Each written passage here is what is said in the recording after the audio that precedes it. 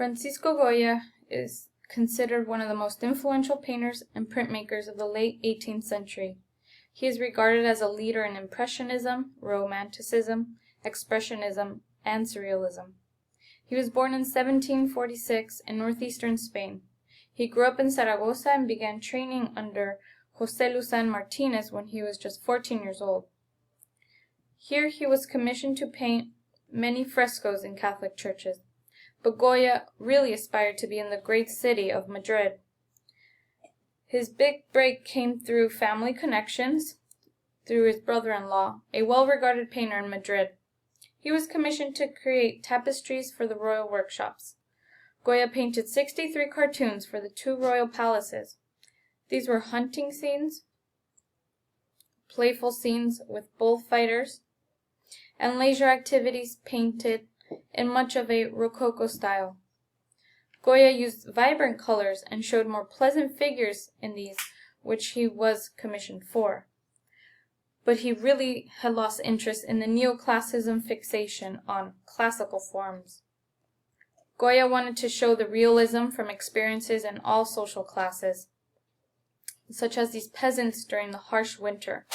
The men's expressions and tight grip make us feel their struggle to keep warm. The cool colors and implied movement with the bent trees make us imagine the strong gusty wind. His scenes began to have a more cynical mood, as in The Straw Mannequin. A light-hearted carnival tradition assumes a scene of strong women playing with a weak man. In 1786, Goya was appointed painter to the king, then promoted in 89 as court painter. This year was the fall of the French monarchy, and the church lost control of its possessions. He continued to do his job, despite who was in power.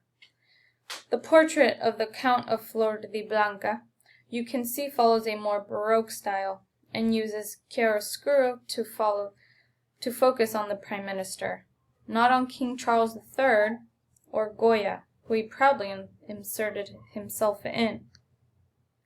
These times brought Goya much work.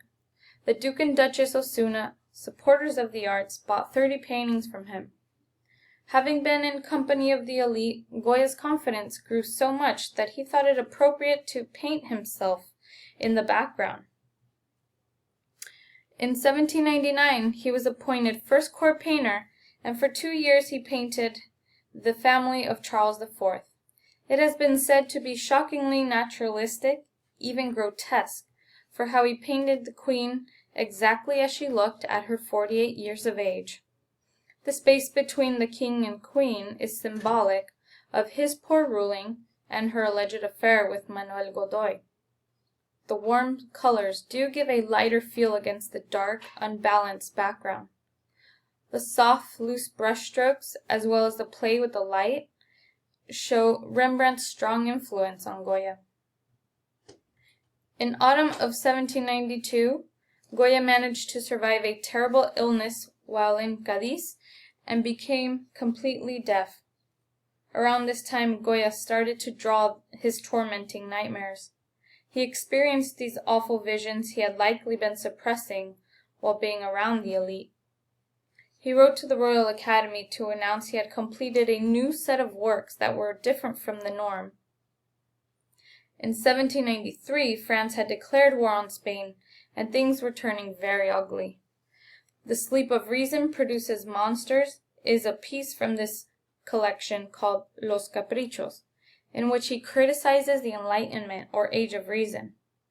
This was very controversial and pointed to France, who had murdered its king and queen and nobility. These etchings during the Inquisition showed strong satire against the monks who he had showed as greedy, lazy caricatures.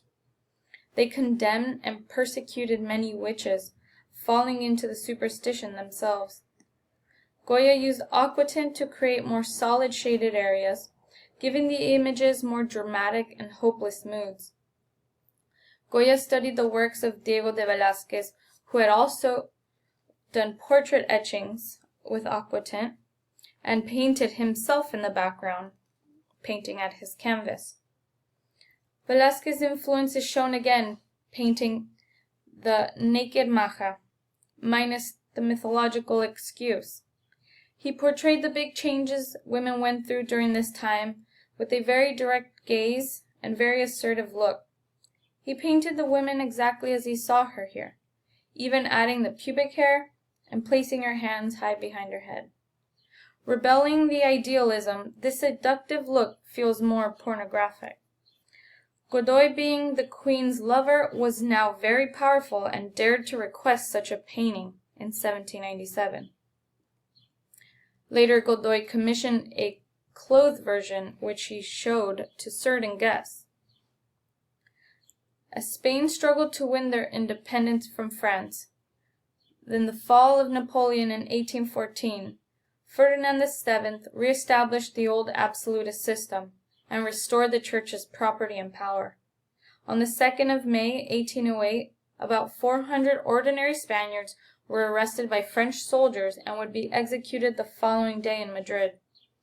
This massacre, which we view on the 3rd of May, stirs the viewer's emotions immediately. The setting of the devastated man, with his arms raised high, being pointed at directly and surrounded by blood and dead men, was a modern depiction of war. It doesn't just show history, it is a universal protest against the brutality of tyrannical governments. Goya went along with Ferdinand's request, trying to keep good standing and keep his salary. Goya secretly etched the disasters of war during this time from 1810 to 1820.